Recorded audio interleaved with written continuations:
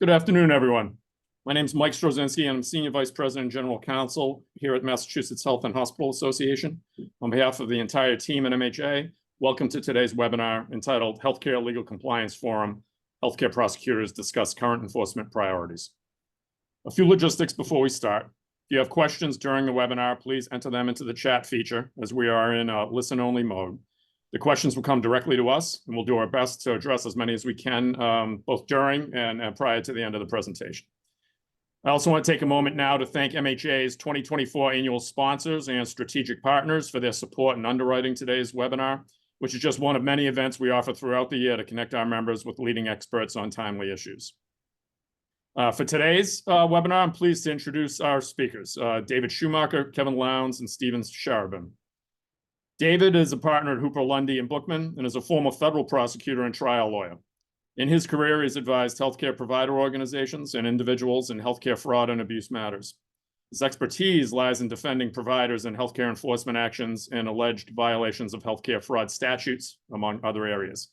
He's currently the co-chair of Hooper Lundy Bookman's Fraud and Abuse Task Force and is the managing partner of their Boston office. Kevin is the Deputy Chief of the Medicaid Fraud Division at the Attorney General's Office. In his role, he's responsible for prosecuting healthcare providers that have defrauded the Medicaid program. Prior to his current position with the Attorney General's Office, he was a senior associate at the firm Wilmer & Hale, where he represented prisoners seeking clemency from the Department of Justice and individuals seeking asylum before the U.S. Citizenship and Immigration Services. And finally, Stephen Sharobem. He's an Assistant United States Attorney at the U.S. Attorney's Office for the District of Massachusetts. He operates within the Affirmative Civil Enforcement section of the office's Civil Division, which he joined in 2016. His experience includes several criminal and civil jury trials, as well as many investigations and settlements related to healthcare fraud matters, such as drug pricing cases. Thank you all for being here today, and we're really looking forward to the conversation. I'll hand it over to David now to get us started. Wonderful. Thank you so much, Mike. And it's really great to be here, everybody. And thanks for everyone for participating. We have a really great panel today. You heard their bios. Kevin and Steve are two of the preeminent healthcare fraud prosecutors in Massachusetts and New England, just about anywhere. While they are terrific lawyers and reasonable guys, you don't want to have to get a call from them. And so that one thing that we're going to discuss as we go along here is, sort of strategies and ways that organizations can proactively work on their compliance to avoid a False Claims Act settlement or an indictment or another bad outcome. But it's an awfully busy time these days when it comes to healthcare fraud enforcement. So I thought that we would just dive right in. As you have questions, folks, please just put them in the chat. And we'll try to answer them as we go along. You don't have to wait until the end if there's something that strikes you. So with that, I think why don't we get going? And Steve, why don't we start with you? So Steve, you've been at it for a little while now with the U.S. Attorney's Office in the Civil Enforcement Unit. I wonder if you could just start by sort of broadly describing the office, the unit you work in, how you find your cases, like for folks that hopefully haven't had to interact with you. How is it that the U.S. Attorney's Office does its work in the area of healthcare fraud enforcement? Sure. Thank you. First of all, thank you all for having me. And David, thank you very much for your kind words. As part of the Affirmative Civil Enforcement Unit, much of our division gets, I'd say the vast majority of our cases come through what are known as whistleblower cases, where KETAMs, essentially, under the False Claims Act, where individuals who either in the industry or otherwise allege that there has been some fraud against the government, and federal healthcare government programs generally. So I should specify that, I think oftentimes when we think federal, we think Medicare, but it is much more expansive than that. Medicaid, TRICARE, the VA programs and the like. And so I would say the vast majority comes through that. We also do non-healthcare fraud cases, believe it or not. We do a very a brisk business otherwise in various other areas, but I would say realistically and percentage-wise, and this is really just my, anecdotally, about 80% of what we do is healthcare fraud related. I think historically Massachusetts has been known for that, partly because of the biotech focus here as well, but also because historically of individuals who have come here before, who did a tremendous amount in the healthcare fraud space, leading to becoming what it is today, which is one of the preeminent ACE units in the country. To that point, I think we are also cross-designated, which I think is a very unusual for any U.S. Attorney's Office. And what that means essentially is we also handle criminal cases along with our preeminent healthcare fraud unit, which is also one of the best in the country as well. And so when we get these key TAM cases and we get these whistleblower cases, we're looking at them not only through the prism of civil resolutions or potentially civil litigation, but we're also considering them through the prism of potential criminal litigation, depending on whether the circumstances and facts warrant it. Great. I'm going to ask you, Steve, in just a minute for some of the office's priorities in some recent cases. But before I do that, why don't I just ask Kevin the same question that I asked you? So we heard on the federal side how healthcare enforcement matters come to the attention of the U.S. Department of Justice, the U.S. Attorney's Office. Kevin, what about on the state side? You're one of the main guys at the Medicaid fraud unit. How does it come to pass that that a case gets investigated by the state, by the AG's office? Just tell us a little bit about your unit and how you get your cases. Sure. Thanks, David. Appreciate everyone. And thanks everyone for having me today. So a brief introduction for those who don't know the Medicaid fraud division of the AG's office. So we are a federally funded Medicaid fraud control unit. All 50 states have Medicaid fraud control units now. North Dakota got one a few years ago, bringing it to all 50 states. And what those are, Medicaid fraud control units are federally funded units that are typically housed within the Office of the Attorney General, and they have jurisdiction over both provider fraud and patient abuse and neglect in certain settings. And I think sort of because we're called the Medicaid fraud division, I think a lot of people only think of the former in terms of our authority, right? But our authority includes patient abuse, neglect, and financial misappropriation in long-term care facilities and with respect to residents or patients in any designated healthcare setting if they are a Medicaid member. So for example, if a Medicaid member is abused or neglected by a personal care attendant, that type of case would be within the jurisdiction of this office. In terms of David's question of sort of how cases come to us and where referrals come, the first answer is very similar to Steve's, which is we have a wide variety of cases that come via the KETAM provisions of the False Claims Act. And so cases that come in through whistleblowers are one of the main sources of active sort of investigations and litigation in our office. But in addition to that, we get referrals from a variety of sources. We receive referrals that are actually statutorily required to receive referrals from the Medicaid agency, so Mass Health, and its managed care entities that are administering services to Mass Health members. So Mass Health conducts an audit. They identify that the provider doesn't have any records to support any of the billing that occurred at the company. We're likely to get that case referred in that context. We have an online hotline and e-complaint, and we have an active telephone hotline. We get complaints that way. We open cases and bring cases based on hotline complaints. And we also have a number of sort of stakeholder and law enforcement partners who refer cases to us regularly. That includes, we have a great relationship with the U.S. Attorney's Office, both on the criminal and civil side, and jointly work cases with that office regularly. We also work cases with the FBI, HHS-OIG, DEA, FDA. And then on the patient abuse and neglect side, we get a ton of referrals from the Department of Public Health for obvious reasons. They're the state survey agency, and they're overseeing nursing homes and long-term care facilities. But we also get referrals from Adult Protective Services and the Office of the Long-Term Care Ombudsman and the Disabled Persons Protection Commission. And sometimes we get referrals from industry too, right? And so we often, there are circumstances where our stakeholder relationships, which are sometimes adversarial, turn cooperative or collaborative, right? And David, not to step on your moderation, but we're going to talk about some cases we've done in the temporary nurse staffing agency realm that our office has brought. And some of those cases were referred by industry and by facilities and or industry lobbyists or trade groups that viewed those issues as significant. And our office has sort of done work in that area and brought enforcement action. So the referrals come from a variety of sources. But much like Steve, a lot of it is in the key tam whistleblower bar and referrals from the state agency like MassHealth. You know, I want to circle back to something that you mentioned, because I think this is worth raising and would be interesting for the group. You mentioned that you might get a referral from MassHealth after an audit or from DPH. Now, this is really important because providers, hospitals, nursing homes, and such, you know, they're dealing with the agencies all the time, regularly. They may get a MassHealth audit. They may determine that there's an overpayment of some sort.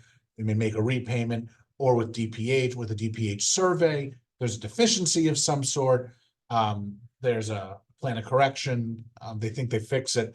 And often they might think that they're done. They've repaid the audit. They've dealt with the surveyor. And then, you know, they are not always thrilled to hear that the AG is now looking at that very same conduct. And they feel like that they're being sort of penalized twice sometimes for the same conduct. How do you determine, you know, when there's already been, you know, sort of this administrative process of some point, how do you determine whether it's appropriate for your unit to take a hard look at it to see if there's been a violation of law, you know, in addition? Yeah, so David, that's a great question, and I think one we receive a lot, and the question of duplicative enforcement is something that we take seriously. I think that one piece to this is to recognize that our office, and I've neglected to mention this, our office has both criminal and civil enforcement authority, right? And so the procedures that MassHealth is sort of going through, or DPH is going through, are necessarily administrative in nature, right? And so those they're seeking to recover overpayments, they're seeking to implement plans of corrections, whatnot.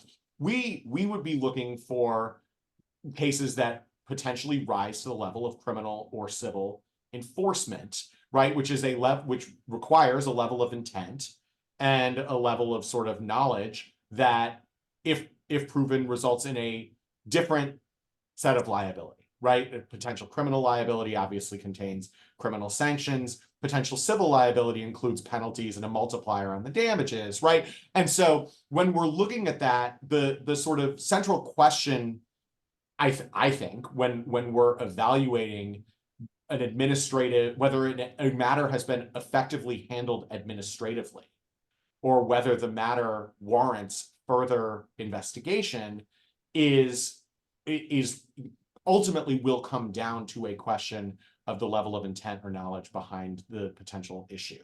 And I can give an example. So say you have a practice that has, like the example I gave, that had no records to support the delivery of services to a particular group of patients, right? If we were to make a bunch of calls and find out that the patients did receive all of the services that they had purportedly billed, but that there was like a flood or a fire, and that the records were destroyed in some sort of thing, that's unlikely to be the type of thing that our office would seek further enforcement on. It seems like the type of thing where MassHealth may ding them for an administrative issue, but it's not going to result in further criminal action. If, on the other hand, we learn that the reason they didn't have any records is because they didn't provide any of the services to any of the patients, and that the provider had failed to provide any of the services, and that's why there are no records to support that, well, that goes beyond administrative penalties, and that rises to the level of potential fraud. And so that's a type of that's a simplistic version, and there are much more complicated situations that we deal with all the time. But that's the basic analysis that we're thinking through. Okay. Put a pin in that. I might return to that, but I'm going to go back to Steve and ask a sort of a similar question. Stephen, oh, and by the way, there was a for the MHA folks in the chat, someone was looking for the password for this Zoom meeting. If there's anyone that could provide that, that'd be terrific. Steve, similar question along these lines. So often, a hypothetical is that a provider will receive, you know, sort of a notice of an audit, and it might be from a Medicare administrative contractor, or it might be from Cularen, fraud contractor, a UPIC contractor. They go back and forth, they provide records, maybe there's a demand, maybe they make a repayment, and they think that they're done with it. But sometimes those matters can ripen into a U.S. Attorney's Office action. Sure. Similar question, what are the factors that you're looking at if you're getting a referral from a fraud contractor about whether it's worth your time? Especially if, there's been a lot of back and forth for weeks, months, years with the provider. Does that come up? Yeah, it does come up actually quite a bit. And what case we'll talk about a little bit further, that's St. Vincent's actually was a provider recommended to us, right? That's not through the typical whistleblower context, but actually referred through a Medicare Advantage plan that determined that there was something there. So it does happen. And when we do that, obviously we take these as equally as seriously, in fact, as we do the whistleblower cases, right? And part of our function and part of our analysis in that regard is, and I think Kevin alluded to this, and I think this is accurate, it's about scienter and it's about knowledge, right? And I think those are the critical factors that we're looking at in that space. I mean, the presumption, of course, is that there is something there because of the factual aspect of that it got to us in the first place, right? And some audit has concluded that there is something to be seen here. This isn't just inadvertent. This isn't a misconstruction of some kind. That being said, right, then when we get into the factors of trying to determine scienter and knowledge, it may very well be that this could have been a negligent act, like something that just happened by pure accident. But if we determine to be more than that, then obviously that will result in us having to dig much further about intentions and the like, and that may result in both civil and or criminal liability above and beyond what has been deduced by virtue of let's say, an overpayment repay, let's say. We, on our side, we tell providers all the time that because providers, if they just get an audit request from a MAC or even from a UPIC, they might want to handle it themselves and not get lawyers involved. They think that it's, sort of rote.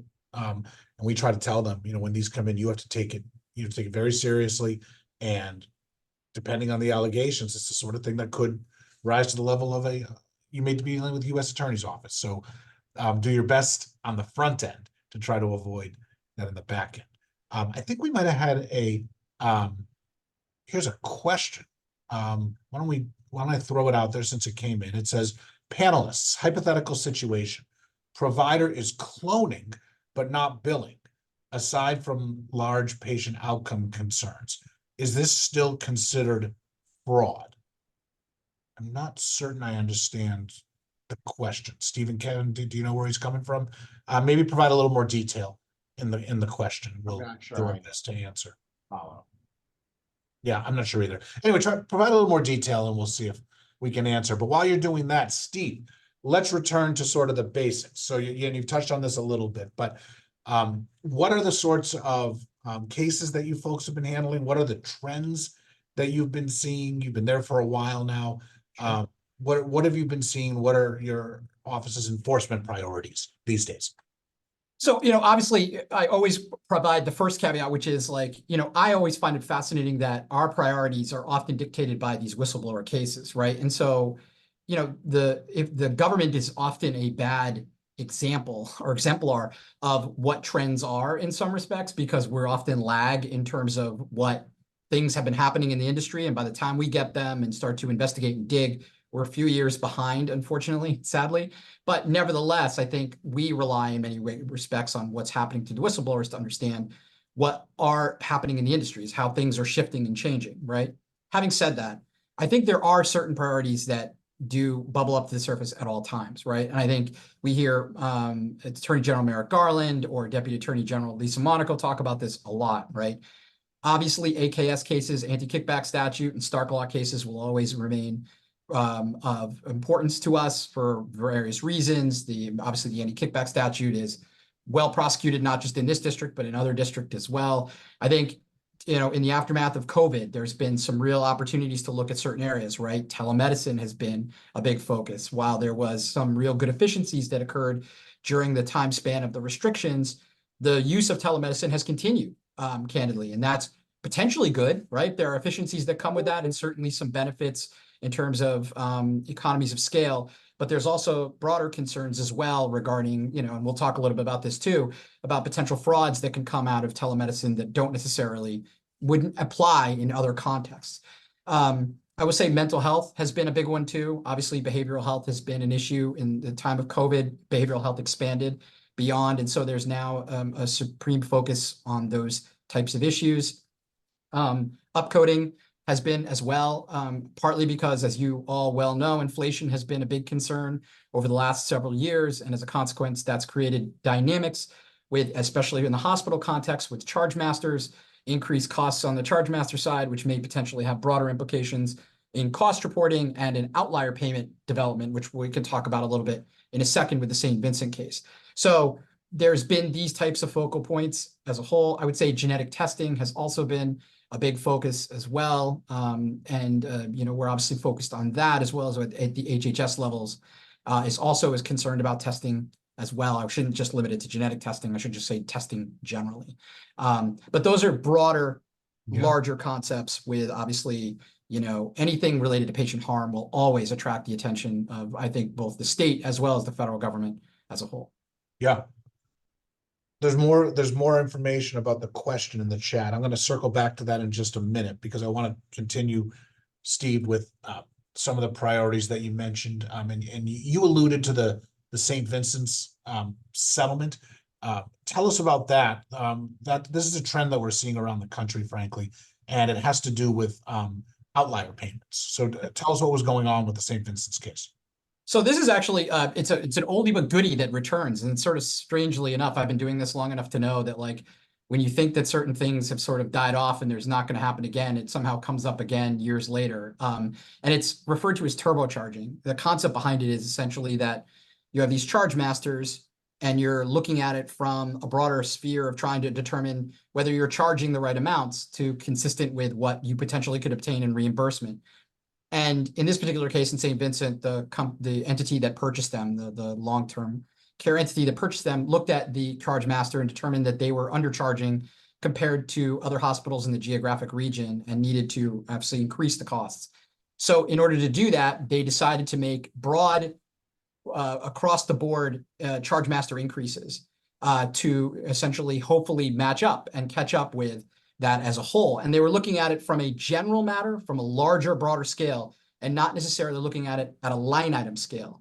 The problem with doing it that way, as it turns out in the St. Vincent context, is that as you continue to keep doing that, and they were doing it at intervals of between 15 to 20%, as it turns out, is that one of the line items can get out of whack. And in particular, this was related to the transcatheter aortic valve replacement, sometimes known as TAVR.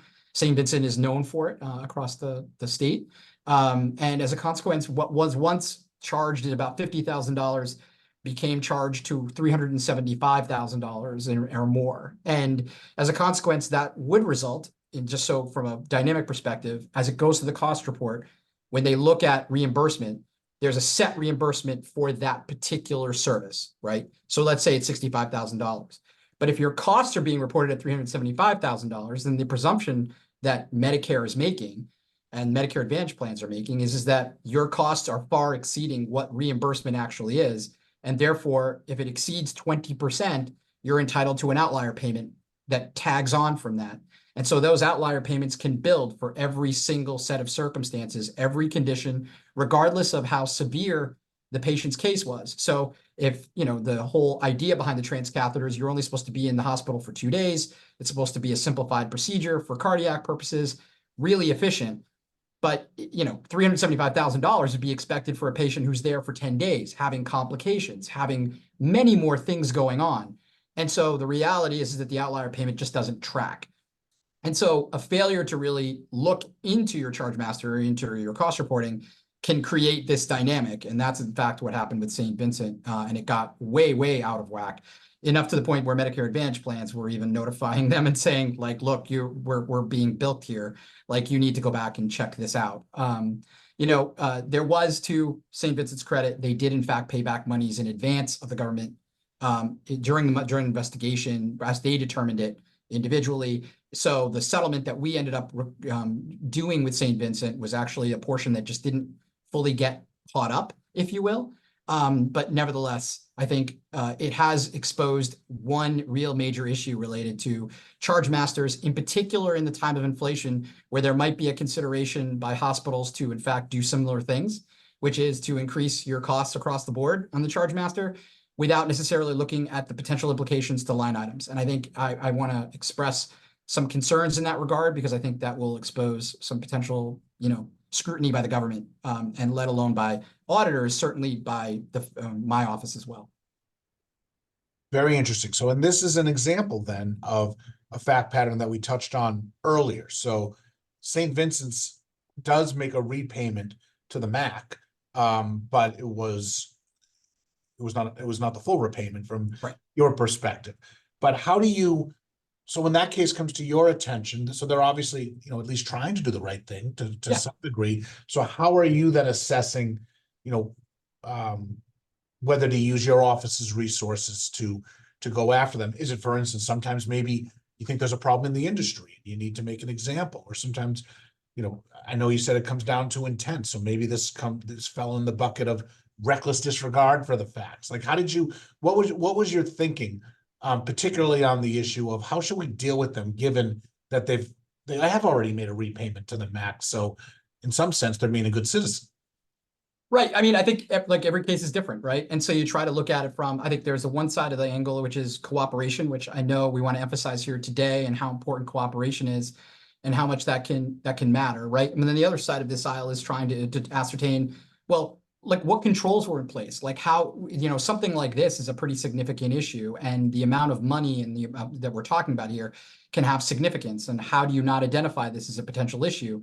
Were you warned, right, in advance? Like, is this something that you're paying back, but only because now it's multiple warnings, right? And now the government has sort of sent you a subpoena and has advised you that they are looking into it. So there may be timing concerns here and tracking in that regard, but nevertheless, I think, to their credit, again, as I've said, like they were really active to try to figure this out. They were very cooperative.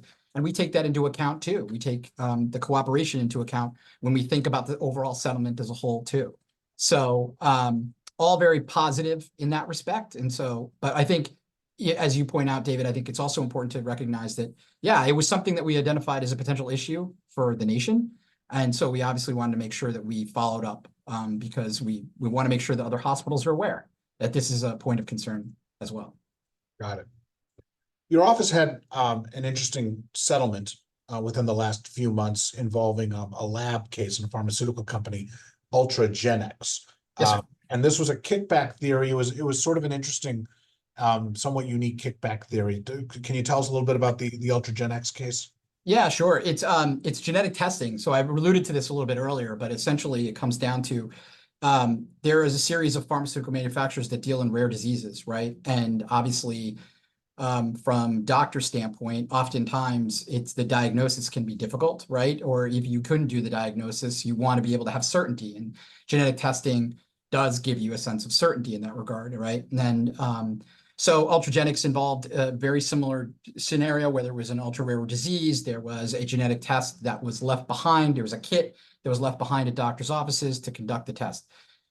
Some of you may be familiar with the fact that in April of 2022, there was an advisory opinion that was issued by HHS-OIG talking about genetic testing, and in fact, looking at it in a very favorable context, but providing certain conditions associated with the genetic testing, right? That the genetic testing would be for care, that there wouldn't be the risk of overutilization, and here's the big part, that you wouldn't provide the data, the test results, to the sales personnel so that the sales personnel can go targeting doctors, right? For purposes of essentially pushing for the drug and the treatment.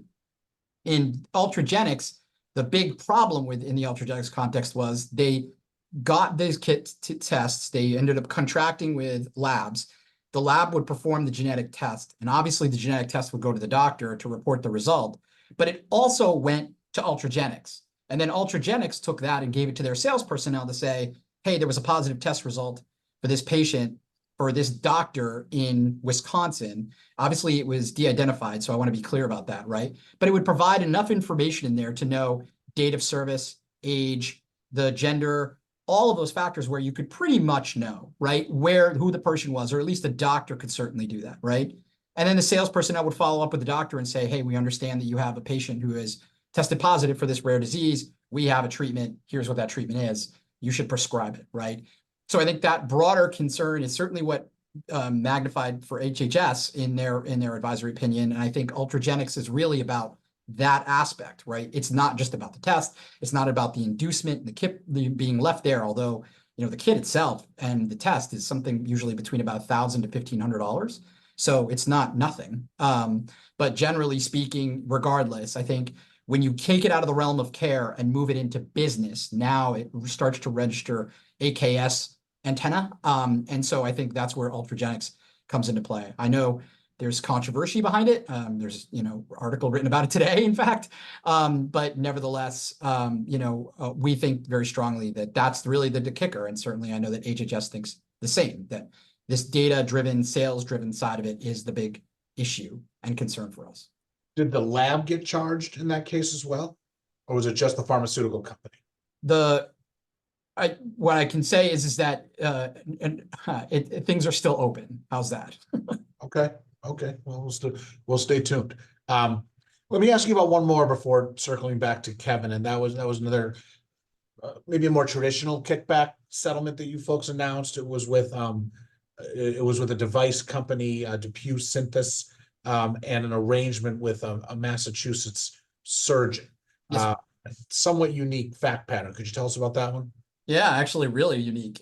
This is a surgeon who goes overseas to conduct surgeries in various Middle Eastern countries. And so DePuy's sales representatives gave him about $100,000 worth of product, cages, screws, lifts, the like, in a bag, and said, you know, you can use this while you're abroad. And he used it in various surgeries that he performed in, you know, Bahrain and Saudi Arabia and Kuwait and the like. And really it was intended, at least what we allege, was intended to be an inducement to the physician when he came back to use DePuy products domestically, so that for those surgeries there, obviously where Medicare and Medicaid were implicated, that would be the trigger point. And so it was unique in the sense that it's not your typical remuneration for purposes of inducement.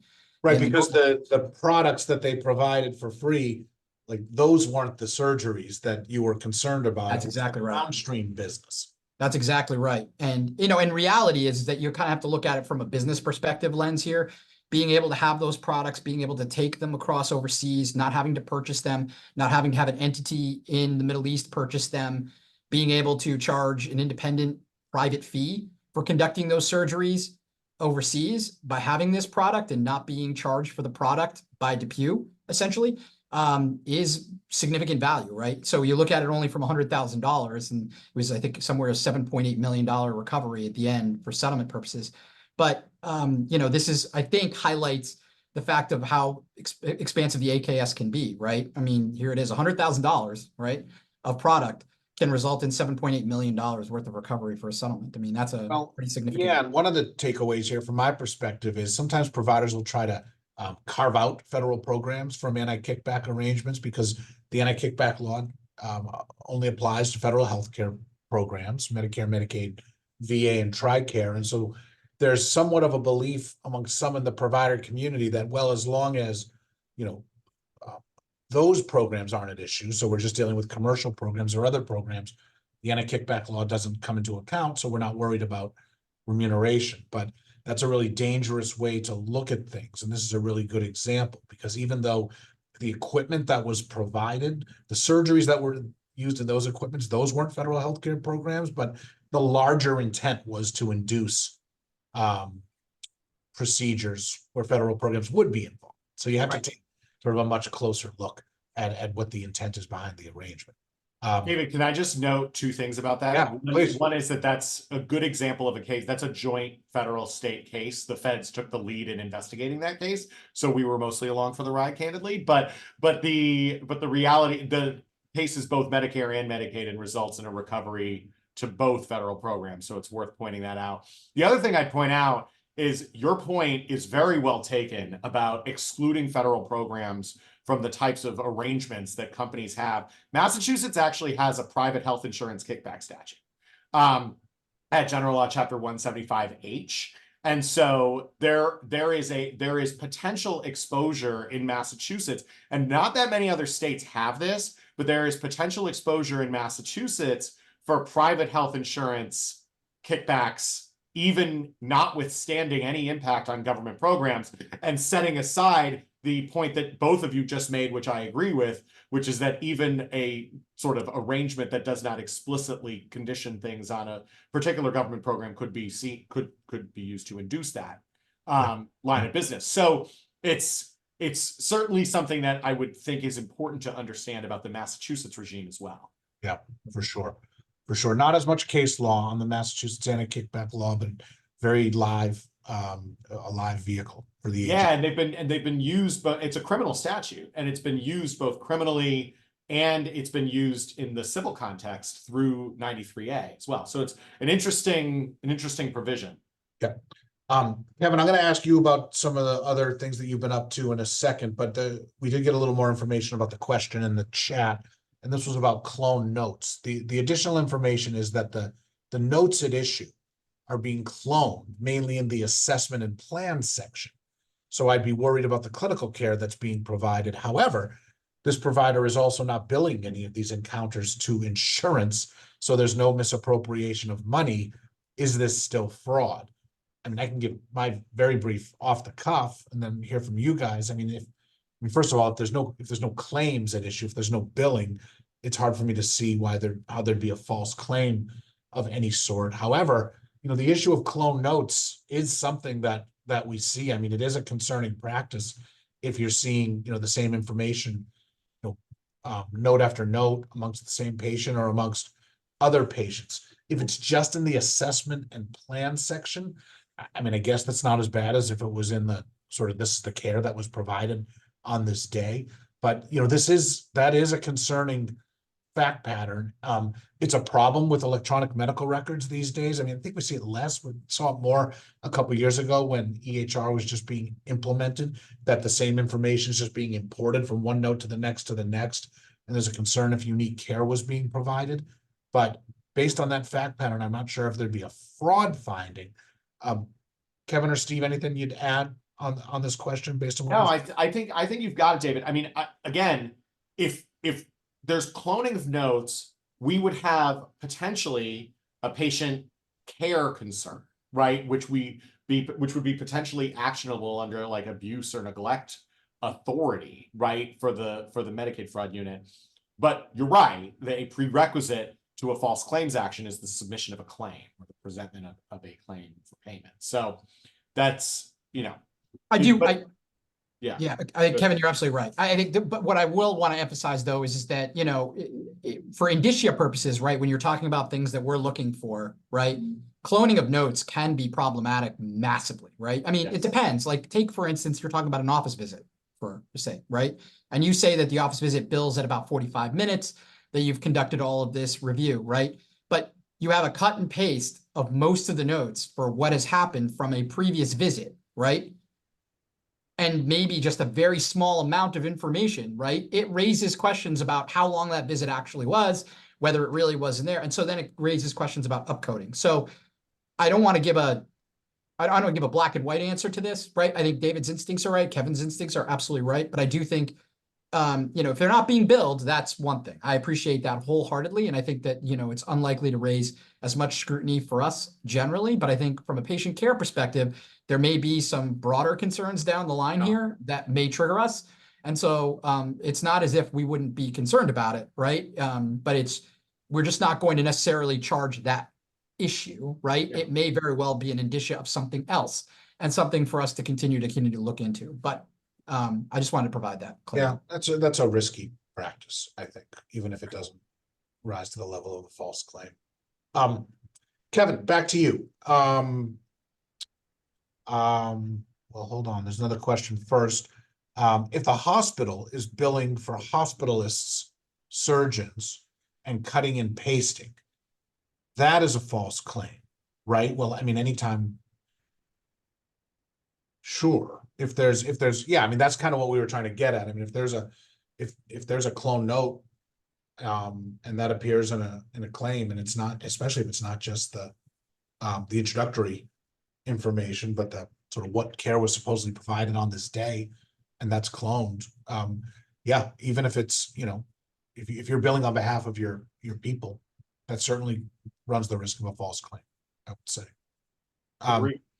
Okay, Kevin, tell us a little bit about what you guys are up to. What are some of the priorities in the AG's office these days? Yeah, sure. So, look, I mean, our priorities are set in a variety of different ways. Because we're federally funded, we have HHS OIG, which identifies priorities for our unit. We also are a part of the Attorney General's office, and the Attorney General has put out a strategic plan that lays out the priorities of the office. One of the priorities that the Attorney General laid out and is a major focus for us right now is on behavioral health services for kids. And that is that obviously has tie-ins to things like social media and other things that have nothing to do with what we're talking about here today. But there's a, I want to talk a little bit about applied behavioral analysis, because this is a program that MassHealth started paying for in 2015. Since MassHealth started covering this program, it has grown dramatically, and providers are making hundreds of millions of dollars at this point. Are those autism claims? Yeah, so so what they are is it's services for kids with autism, right? They're generally provided by a paraprofessional who is overseen by a licensed provider. And they're, look, these are incredibly valuable services and can lead to really positive outcomes for kids with autism spectrum disorder. But in any nascent industry that explodes in growth, you are going to have sort of opportunists who try to take advantage of the rapid growth of the industry. And you are also going to have a lot of folks who may not rise to the level of criminal fraudsters, but who have failed to comply sort of knowingly with the requirements of the program. And so our office has a number of active criminal investigations in this space that I expect to see coming down the pike in the next few months. We also have already announced a few civil resolutions in this context. Every civil resolution we've reached has required a corporate integrity agreement, or our equivalent of that, an independent compliance monitoring program. Yeah, tell folks what that means, Kevin. Yeah, so that program it effectively requires the settling party to contract at their expense with an outside monitor, whose role will be to conduct an assessment of the provider, determine any risk areas or issues that need to be corrected, update policies, work with them on trainings, and then conduct periodic audits of their compliance once those sort of initial steps have been taken. And those reports then come to our office. We share them with MassHealth and managed care entities. And those reports are important to us, and that those processes are important to us, particularly in industries where we believe that the non-compliance could have a significant impact on patient care, right? Quality of care. And in this arena where you have paraprofessionals who are providing the service, right, whose supervision is generally done by a licensed applied behavioral analyst, or a LABA.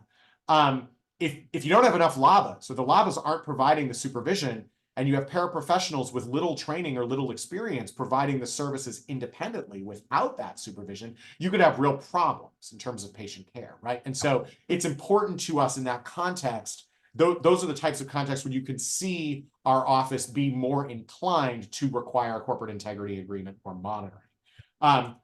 Speaking of, David, do you want to ask a question there? No, keep going. Then I will. All right. Speaking of monitoring, let's talk about nursing homes. So, as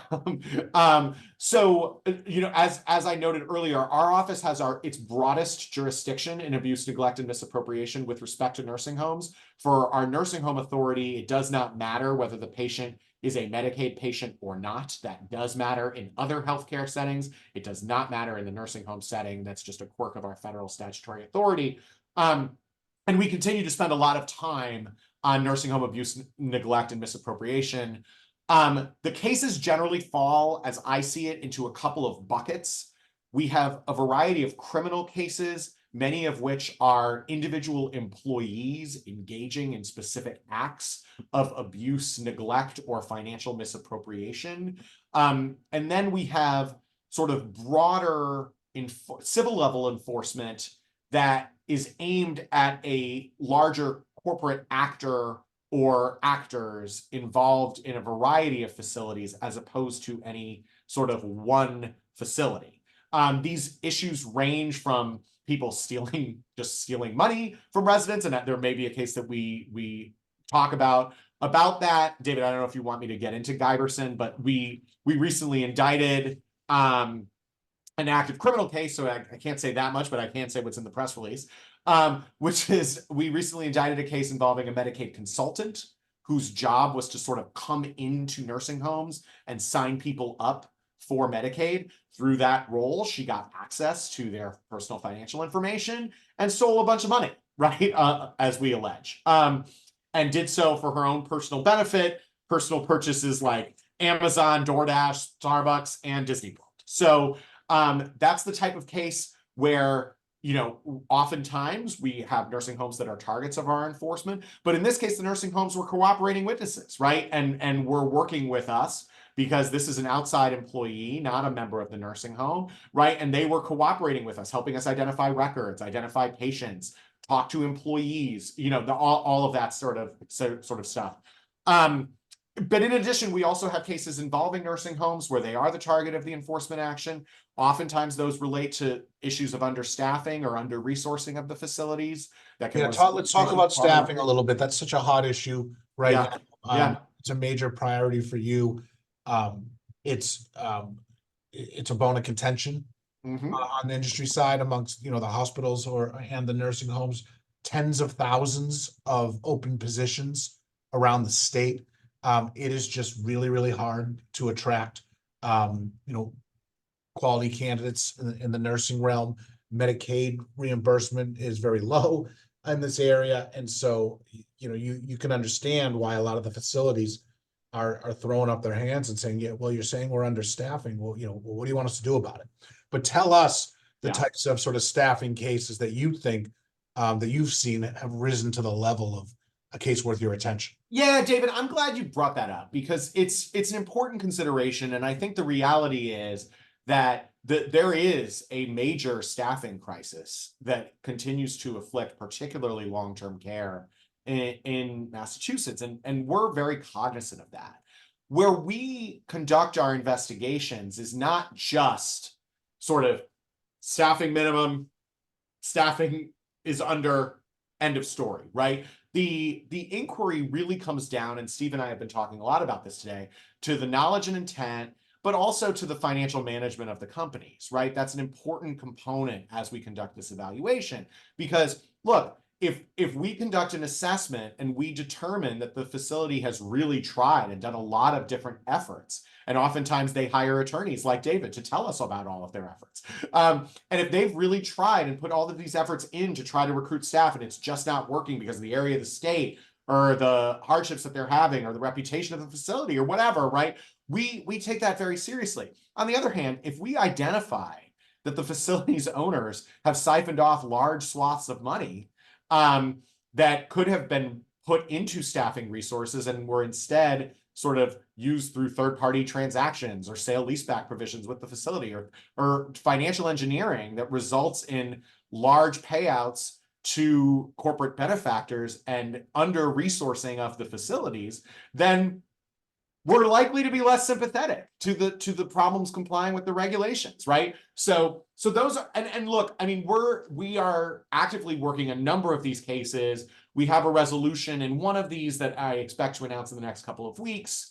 That will be a significant resolution, and I think give some sort of sense of the types of sort of programs that we're going to be seeking and types of resolutions we're going to be seeking in this context. But and I mean, just I've touched on this, but our office also takes the concerns of nursing homes and hospitals very seriously when they come to us with concerns about staffing issues, including temp agencies, right? And our office has issued an advisory on temp agency staffing where we have identified practices that we are aware of that we believe are non-compliant with rate regulations that Mass Health and DPH have put out about sort of the maximum rates that temp agencies can charge, and we've brought a bunch of enforcement actions. Right, charging facilities too much. And those enforcement actions have resulted in restitution. They're usually a dual component resolution, resulting in restitution to the nursing home or hospital that was overcharged, and then a penalty assessed by our office that we then put back into either the general fund or a fund designed to improve quality of care in the state, right? So we're sensitive to that, and we are always open to conversations about these topics. But like I said, the conversation, it's important to us that the conversations be credible, and that in part depends on the financial structure of the companies, you know. I have another topic I want to raise. We have 10 minutes left. I do want to pause to see if anybody has any questions. Feel free to jump in, whether that's any participants or Mike or anyone else. If anyone wants to ask questions, feel free to jump in. But we're really just scratching the surface of some of the areas that we want to cover. Why don't I pivot a little bit to a very hot issue, both on the federal and state side. I'll start with Steve, then circle back to Kevin, and that's the involvement of private equity in healthcare. We could do a whole webinar on the issue of private equity in healthcare. Everyone's aware of the issues with Steward in the state, and I'm not going to ask anyone to comment on anything that might be active, but Steward is a private equity funded health system. There's lots of others out there. Steve, what have you observed? What concerns do you have about systems that you're investigating that are private equity backed? Does that raise unique concerns for you? Oh, absolutely. It raises massively unique concerns, right? I mean, the whole process of the private equity entity is profitability, right? It's not necessarily quality of care. It's not necessarily all of these other aspects. I mean, it's possible, and you talk to certain individuals in the private equity space, and they'll say, "Oh, it's possible to do both," and it could be. I certainly, but one of the concerns that you do have is that if you emphasize the purpose and intent of the private equity is to increase profitability and maximize that as a whole, there are certain risks that come from a healthcare context, right? And it's clear that since the Affordable Care Act has been passed, that one of the big things that we've been really focusing on has been quality care, right? It's not so much about quantity, it's about trying to improve those metrics. And so it seems almost inconsistent in some respects with private equity in that grade.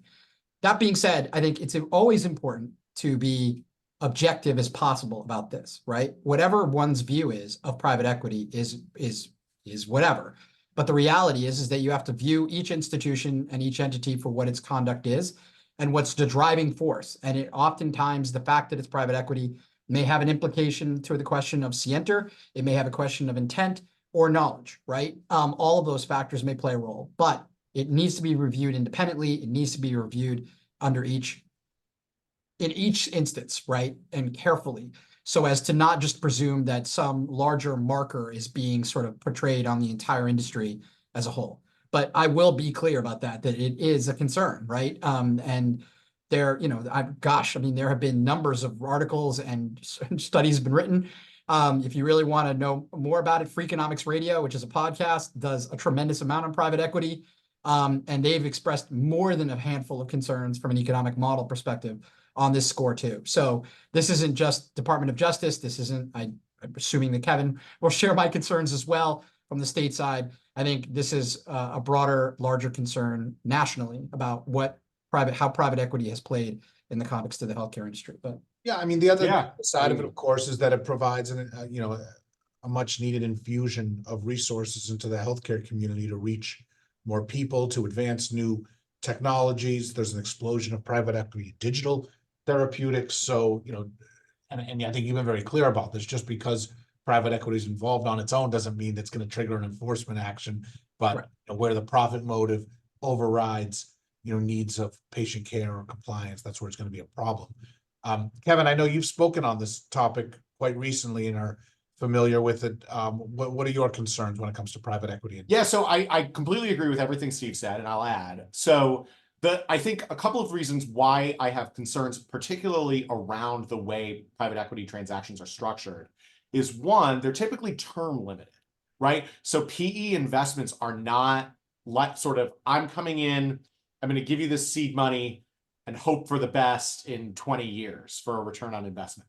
They're term limited. And that's perfectly legal. But what it can raise as a concern is when you're term limited and the way you make money is through profit in the short term, then you are more likely to see short-term cost-cutting or growth strategies that need to yield a benefit quickly. And that creates a risk area for non-compliance, right? If you have a company that engages in rapid cuts or rapid growth because the PE investors are only going to be in for so long, they need to maximize value and then they need to sell it back to somebody else, that can result in sort of major concerns about how the company is going to comply with regulatory framework when they're engaged in that type of thing. The other piece that I'm concerned about is that when typically these acquisitions are structured with a combination of debt and equity, the equity is provided by the limited partners, but the debt is loaded up onto the portfolio company or the healthcare company, right? And so we routinely see cases where the traditional target of enforcement, the healthcare company, does not have the ability because they're engaged in massive debt service. Maybe they're paying themselves, they're paying their owners rent in sale leaseback provisions. They don't have the ability to pay the damages estimate that the government has assessed, right? And so when there is a situation where the traditional target of healthcare enforcement is not going to be able to pay the government's damage assessment, it is reasonable for the government to look to whether there are other individuals or entities that are involved that have the ability to pay that damages estimate. And so we've brought cases like that. The South Bay Mental Health Center case is a case that our office intervened in where the provider settled with us for $4 million, which frankly is pennies on the dollar for the overall damages. And we continue, and they agreed to a compliance program, and we continued litigating against the private equity firm and the founder, and they ultimately settled for $25 million, right? And so we agreed to a smaller settlement with the provider who genuinely had an inability to pay brought on by the private equity transaction. But we continued litigating against those who we thought were liable. Now, on the liability point, I completely agree with Steve. We assess these cases independently, and we won't bring cases just because the structure of the transaction makes us nervous. We have to have sort of scienter and causation liability, or we have to believe we have that case. And I've intervened in cases against PE, and I've also declined cases where relators brought cases against private equity and the provider, and I've declined only with respect to private equity and intervened with respect to the provider. Right. So there's all sorts, you have to assess each case independently, but I do think the structure is concerning. Right. And those are a couple of the reasons why. Yeah. We have we only have 2 minutes left, but there is one more question in the chat. And the question is, would you please comment on double dipping? When a patient brings medication to the rehab, either the SNF, long-term acute care, or IRF, that is a chemo drug or an expensive medication, is this fraud? Thanks. Again, I'm not certain I understand the fact pattern completely. I mean, if the idea is, should the facility be billing for, those same drugs that the patients brought in themselves? They should never be billing twice. They should never be billing for anything that's not necessary. But I'm not. Yeah, I'm not sure either. I do know of instances where people have purchased the drug, right? Like say for oncology purposes, and it's an infusible of some kind, and then they end up going to a facility where they end up having the infusion performed, right? It should not be the case, of course, that the entity bills for the purchase of the drug simultaneously the infusion. It can bill for the infusion, right? Because it's performing an office visit and service. I just want to be careful. I'm not fully clear what the hypothetical, maybe perhaps, I don't know if there's another process here offline to do it, but like, generally speaking, that would be my understanding. There wouldn't be that kind of. Feel free to contact me offline on the is this. Yeah, Don't contact Steve. Don't contact Kevin. Yeah. but ask me or another lawyer for your compliance professional first. Right. Try to get you more information. But Mike, I know we're bumping up against the time, so Mike, let me turn it back over to you. Yeah, thank you, David, once again for leading a fabulous conversation here today. I know it's become an annual ritual for you, and it's very well appreciated by MHA. Kevin, Stephen, thank you so much for your engaging conversation and really valuable insight as to how your office approaches these issues. I want to thank everybody who's watching us here today. Hopefully you'll join us again soon for another webinar. You can scan the QR code on your screen to see all the upcoming programming, and you'll certainly be receiving some additional information from us via email. We have a number of events coming up this spring, and hope we'll see you again soon. Have a wonderful afternoon, everyone. Thank you all. Thanks, everyone.